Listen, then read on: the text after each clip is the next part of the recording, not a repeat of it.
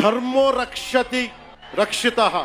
ధర్మాన్ని నువ్వు రక్షిస్తే ధర్మం నిన్ను రక్షిస్తుంది. ఈ మాట చిన్నప్పటి నుంచి ఇంట్లో పెద్దవాళ్ళు చెప్తున్నప్పుడు నేను చాలాసార్లు విన్నాను. ఒక సంవత్సరం క్రితం హిందువులు అతి పవిత్ర దేవాలయంగా భావించే తిరుమలకి సంబంధించిన లడ్డు ప్రసాదంలో 2019 నుంచి 2024 దాకా గీ అడల్టరేషన్ జరిగిందనే విషయాన్ని చంద్రబాబు నాయుడు గారు బయటపెట్టారు. వెంటనే పవన్ కళ్యాణ్ గారు కూడా దేశంలో అన్ని దిక్కులకి వినబడేలాగా ఒక బలమైన స్టాండ్ తీసుకున్నారు. ఆ ఇష్యూ ఒక పెద్ద కాంట్రవర్సీగా మారి సుప్రీంకోర్టు ఒక సిట్ ఫామ్ చేసి ఇన్వెస్టిగేట్ చేయమని ఆదేశాలు ఇచ్చింది. ఆ సిట్ ఇన్వెస్టిగేషన్ నుంచి బయటకు వచ్చిన విషయాలు చూస్తే ఇవాళ 2019 నుంచి 2024 దాకా బోలే బాబా ఆర్గానిక్ డైరీ అనే సంస్థ టీటీడీకి 68 లక్షల కిలోల అడల్టరేటెడ్ గీని సప్లై చేసింది. ఆవు నెయ్యి కాకుండా ఇలాంటి కల్తీ నెయ్యి తయారు చేయడానికి వీళ్ళు ఏం చేస్తారంటే palm oil, colonel oil melt చేసి హైడ్రోజనేటెడ్ ఫ్యాట్స్ యాడ్ చేసిన తర్వాత ఆ కలర్ కోసం బేటా కెరోటిన్ వాడతారు. అలానే ఆ వాసన కోసం గీ ఎసెన్స్ కలుపుతారు. అంతా అయ్యాక నెయ్యి తాలూకా టెక్స్చర్ తీసుకురావడానికి లాక్టిక్ యాసిడ్ ఎస్టర్స్ వాడతారు. ఇంత చేస్తే ఒక సింథటిక్ గీ అంటే కల్తీ నెయ్యి ఫామ్ అవుతుంది. దాన్నే తిరుమల తిరుపతి దేవస్థానానికి వాళ్ళు సప్లై చేశారు. అయితే ఈ నెయ్యి తయారు చేయడానికి హైడ్రోజనేటెడ్ ఫ్యాట్స్ ప్లేస్ లో యానిమల్ ఫ్యాట్స్ కూడా వాడొచ్చు. దాని గురించి ఇంకా కన్ఫర్మేషన్ రావాలి,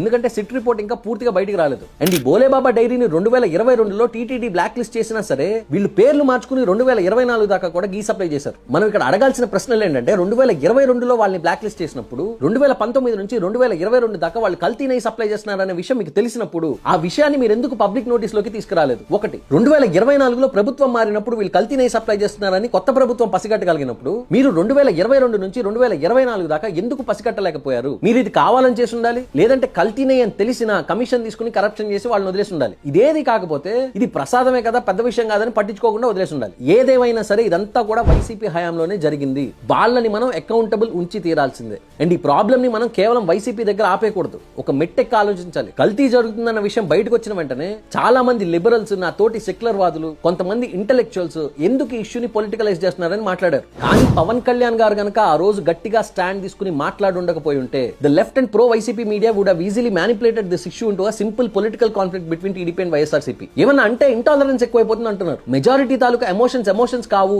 సెంటిమెంట్స్ కావని మీరు పదే గుచ్చి మాట్లాడుతున్నప్పుడు వాళ్ళు ఎదురు తిరిగితే వాళ్ళ మీద ముద్ర వేసేస్తున్నారు. This is not about minorities, this is not about other religions. Prakash Raj గారి మాటలు గుర్తున్నాయి మీకు? ఆ ట్వీట్ చూస్తే అప్రహెన్షన్స్ అండ్ కమ్యూనల్ టెన్షన్స్ అంట. పవన్ కళ్యాణ్ గారు ఎక్కడా కూడా పక్క మతాల గురించి మాట్లాడలేదు. లిబరల్ ముసుగులో, సెక్యులర్ ముసుగులో దాక్కుని సనాతన ధర్మాన్ని టార్గెట్ చేస్తున్న వాళ్ళని ఎక్స్పోజ్ చేస్తున్నందుకు కళ్యాణ్ గారు అంటే వీళ్ళందరికీ ఒళ్ళుమంట. అందుకే I want to reiterate the words. ధర్మం కోసం నువ్వు నిలబడితే ధర్మం నీ కోసం నిలబడుతుంది. పవన్ కళ్యాణ్ గారు ధర్మం కోసం నిలబడ్డారు కాబట్టి ఆయన కోసం వాళ్ళ ధర్మం నిలబడుతుంది. ప్రకాష్ రాజ్ లాంటి ఎంతమంది ఐడియాలజికల్ క్రిమినల్స్ వచ్చినా, వైఎస్ జగన్ లాంటి ఫైనాన్షియల్ అండ్ పొలిటికల్ క్రిమినల్స్ ఎంతమంది వచ్చినా పవన్ కళ్యాణ్ గారికి ఏమీ ఉండదు.